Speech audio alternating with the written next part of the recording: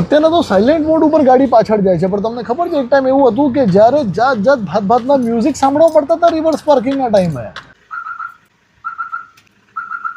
વાત કરીએ 90sની યા પછી અર્લી 2000ની, જ્યારે કાર માર્કેટ ઇન્ડિયામાં ઓપન થઈ રહ્યું હતું, આમ આદમી સુધી કાર પહોંચી રહી હતી, ઘર સુધી કાર પહોંચી રહી હતી, ત્યારે રિવર્સ પાર્કિંગની વાત કરું તો શું સુવિધા ઉપલબ્ધ હતી? IRVM હતા, ORVM હતા. અને ત્યારે કંપનીઝ એવું લાગ્યું કે ઇન્ડિયા બિંગ એ ક્રાઉડેડ સ્પેસ કંઈક એક્સ્ટ્રા સુવિધા પણ આપવી જોઈએ. ત્યારે એ લોકો ઇન્ટ્રોડ્યુસ કર્યું રિવર્સ પાર્કિંગ અલાર્મ યા પછી રિવર્સ પાર્કિંગ હોર્ન્સ, કે જેથી કરીને સામેવાળા વ્યક્તિને પણ ખબર પડે કે ભાઈ આ ગાડી પાછળ આવી રહી છે, મારે સાઈડમાં હટવાની આવશ્યકતા છે. આ એક સુવિધા હતી.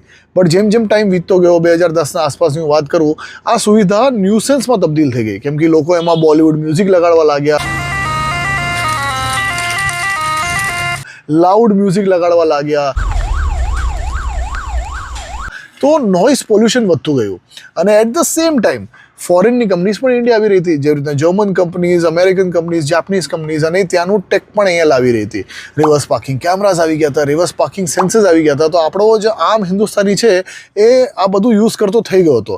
સો રિવર્સ પાર્કિંગ હોર્ન્સની આવશ્યકતા લાગતી નહોતી. તો એટલે 2016માં હિન્દુસ્તાની ગવર્મેન્ટે નક્કી કર્યું કે ભાઈ આ જે છે reverse parking horn, reverse parking alarm, હવે અમે એને ઇનલીગલ ઘોષિત કરીએ છીએ,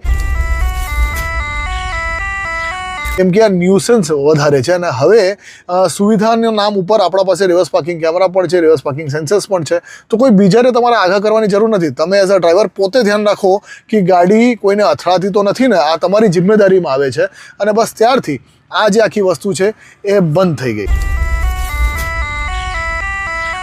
તો તમને શું લાગે છે કે આજે પણ 2025માં પણ શું આપણને રિવર્સ પાર્કિંગ હોર્ન્સની આવશ્યકતા છે ખરી? કમેન્ટ કરીને બતાવવાનું નહીં ચૂકતા.